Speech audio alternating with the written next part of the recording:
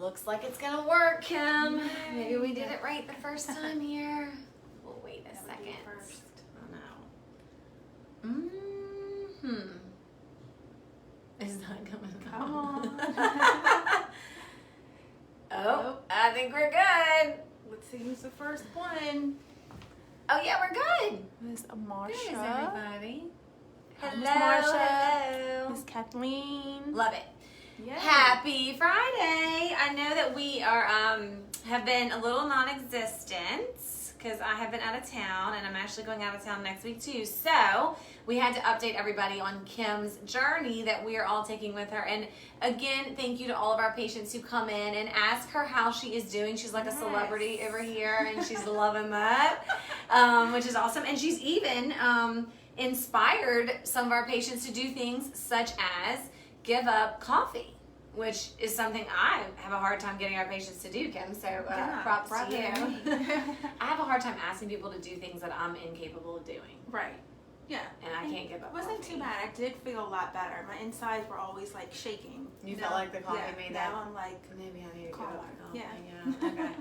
So the next test that we had Miss Kim do is our saliva test. So a little background on our saliva test. A lot of you watching may have done this if you're patients here, especially our women.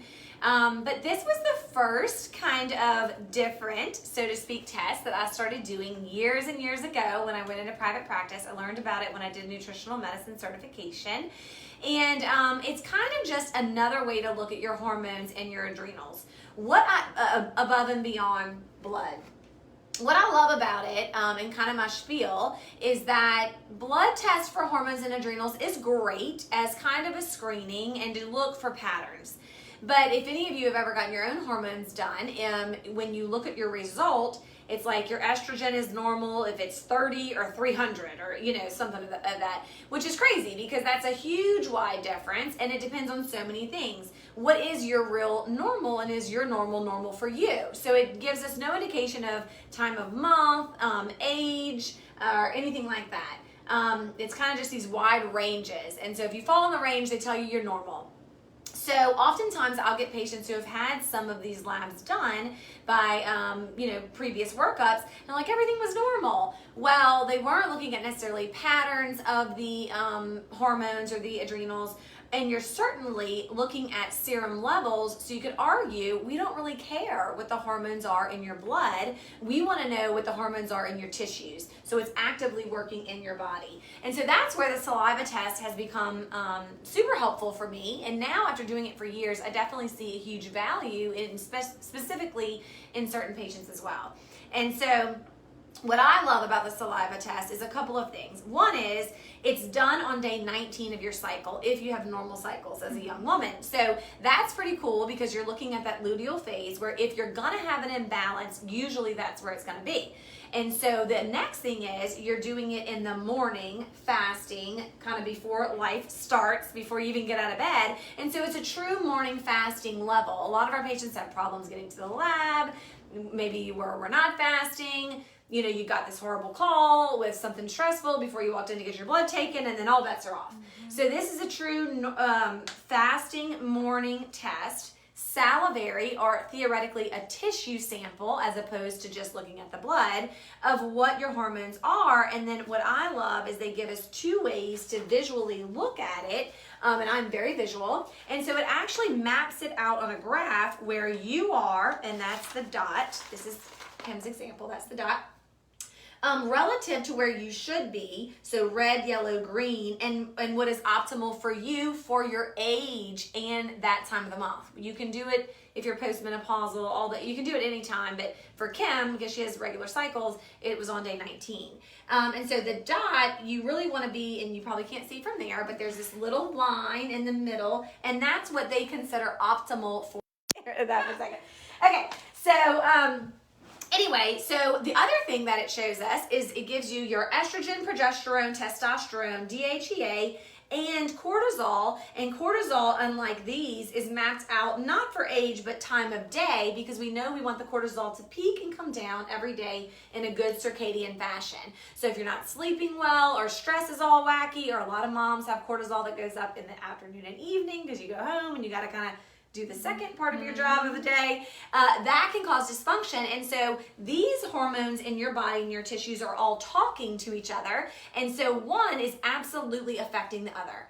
And so when you look at blood serum levels, you're just not getting that full picture of what's truly going on in your tissues. So after doing this for years, it's now very simple for us to look at and say, oh, this is low, this is high, this is off. Here's the chicken, here's the egg, and this is where we can kind of intervene and try to help the body support yourself to do what's naturally it's made to do. It's just gotten a little wacky in the meantime.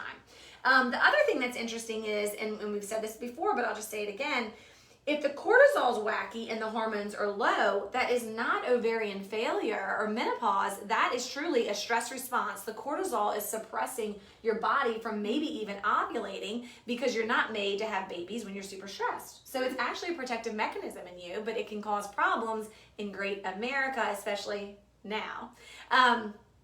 On the other hand, if the cortisol looks totally normal and the hormones are down, that's a different discussion, obviously. So it's very interesting to be able to see all that, and I just love this because it's very visual. They also give you a report in the back where they ask you your symptoms and then base your report with some even suggested reading, which I love, based on your symptoms and your findings. And so this is VRT Laboratory. They do a great job of very comprehensively, and I'm sure some of it's computerized to some degree, but they really hone in on very specific individualized reporting system that is very helpful. I even thought when I did this on myself. So let's talk about Kim. So we know if you have thyroid issues, thyroid gland is a hormone gland, and that is what we're working on with Kim. And so all your hormones in your body are talking. So if we're going to say the thyroid's off, well then let's look at the other hormones, your sex hormones, your stress hormones, even vitamin D, which is a prohormone, and the thyroid, kind of all comprehensively to provide the body with the most kind of support to be balanced as we can and see what falls into place. So Kim's, so we can look at this way, but I like looking at this way. So let's just go to the next picture because I'm more visual than that.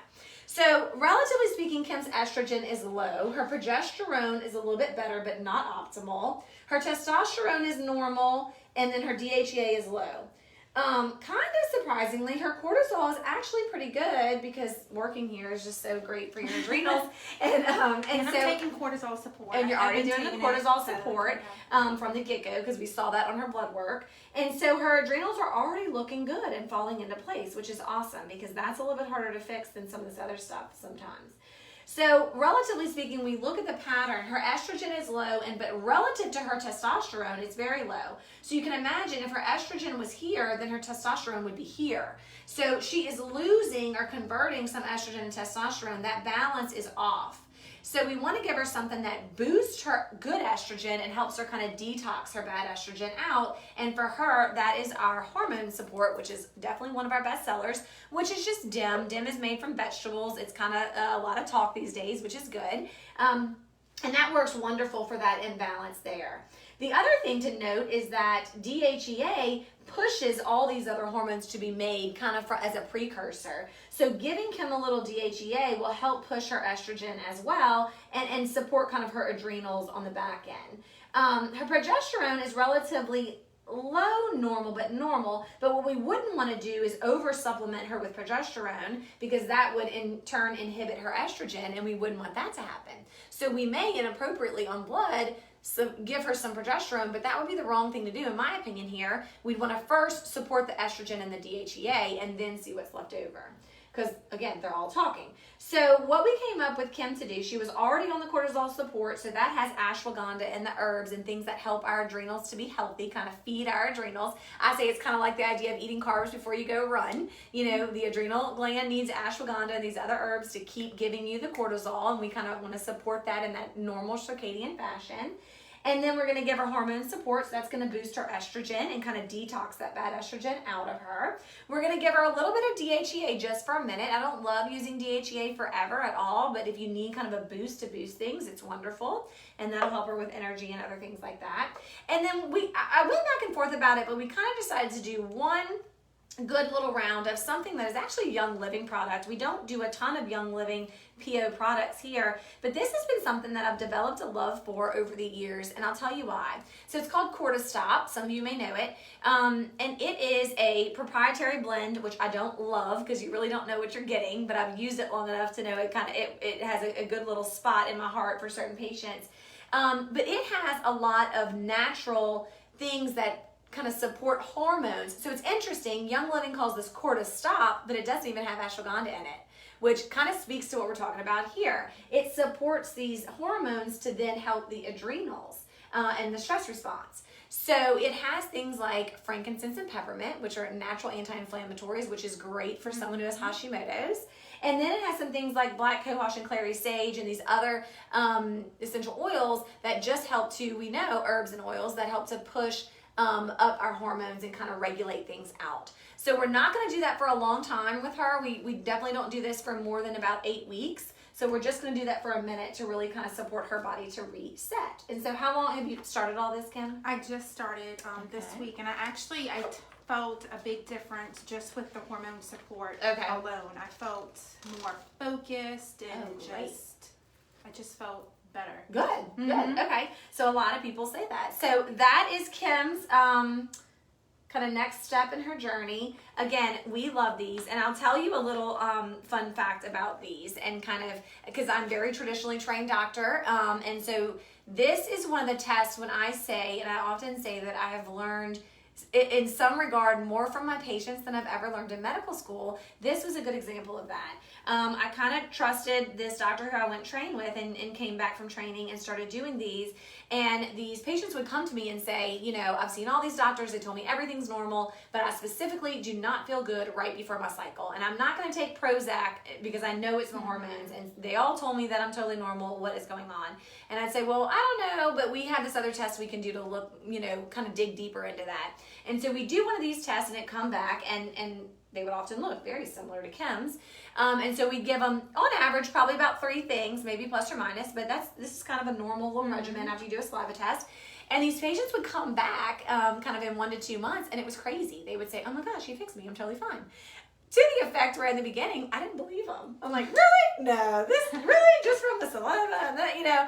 But it became really fun because it is very fun to fix things without just treating a symptom and truly kind of support the body to do what it naturally knows to do. It's just gone a little haywire, mainly because we do what we do and we live where we live, for better or worse.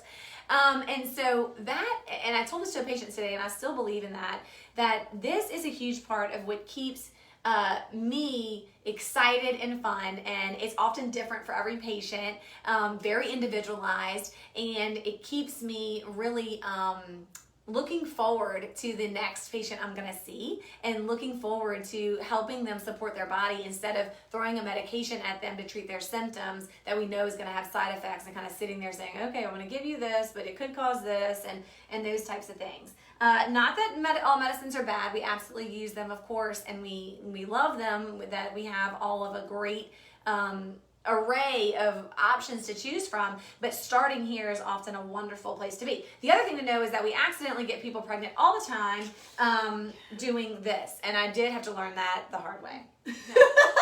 I'll be watching out for that. And so that's always my okay, just to let you know. So anyway, because when you balance the hormones, you can you just increase your natural fertility, which is a beautiful thing. So that's kind of the background to this. I still, every time I have a patient who has a saliva test result, I get really excited to go into the room and talk to them about it. It's a fun conversation every time, and it's never gotten old. And so where, you know, writing prescriptions of Prozac can certainly get old and unfulfilling at some point, this is very fun, very fulfilling, and it's such a blessing for me to be able to take care of you guys and do fun things like this. So if you haven't had one of these done, you might want one. It's very fun and cool. I do one on myself at least once a year, and the girls love to bring it to me and see my face when I look at my own. But anyway, so it's just wonderful. So can I ask, is it normal for like day 19, right before your menstrual cycle, to have lower? So yes. So part of that's a good question. So what causes us to have a cycle is actually a hormone imbalance that you want. So progesterone falls off, and that is what causes a withdrawal bleed, so to speak. So the funny thing is, so when women feel crazy right before their cycle, it's really an estrogen progesterone imbalance or of the sort. So estrogen in a woman, too much of it, is not a good thing, because that can definitely cause you, and we've all experienced it. So that can make you really crazy. And that is also why as you age and you start to lose those hormones month long, year long, you can really start having symptoms of that imbalance more often. And again, the cool thing is it's very easy to support. There's topical progesterone that we have some here that works. It surprises me again of how good it works. Simple little things that, those imbalances can start early in your 30s. And so as you age and add the cortisol being crazy and things like that, then you can really start to get these major imbalances that really don't necessarily need Prozac, but just need to support the body. And moreover, what I love about this, and again, when I'm visual, it helps you to understand what's going on. And I said that today to a couple patients, and I really do believe it. There's a therapeutic effect of just having something that shows why you feel how you feel, or explains to you what's going on in your body very objectively. And so that's empowering in and of itself, because it's knowledge, and you're not kind of in your mind going, oh my gosh, why I don't have anxiety because I don't know why I have anxiety, and and all that, and someone told me there's nothing wrong with me. And so I think that part of why this works so good is because it supports and validates what's going on, and then we have ways to easily fix it. And so that is an awesome thing of which I'm so blessed to be able to provide for the patients. And so we will have you continue on with Kim's journey. Maybe not next week, because I will not be here next week, but the following. So if any of you have questions, text. Of course, share this. I'm sure we'll have more giveaways when I come back. We didn't prepare one for today. No, we didn't. No, we didn't. Okay, we'll have more when we come back. And then more to come on Kim's journey. So she's probably almost due to repeat her Hashimoto's labs, which I am so... I was going to ask you today, can you notice a difference in the thyroid? Does it? I feel like I might be able to. No, I feel like we should probably ultrasound it soon and see. Yeah, I'm excited, because I feel like everything's getting a little... But I also feel like you've lost weight and you just overall look less inflamed. Yeah, I feel less inflamed. I was feeling bloated and tight, but sometimes I wake up in the morning, I just feel like... Good. Oh, I love it. Okay, bye you guys. I hope you have a wonderful weekend. Again, thank you for supporting us. Thank you for tuning in. And please kind of comment, email us, call. We would love to answer any of your questions. Happy Friday. Okay, let's see if I can. We're getting good at this, Kim. It worked right away.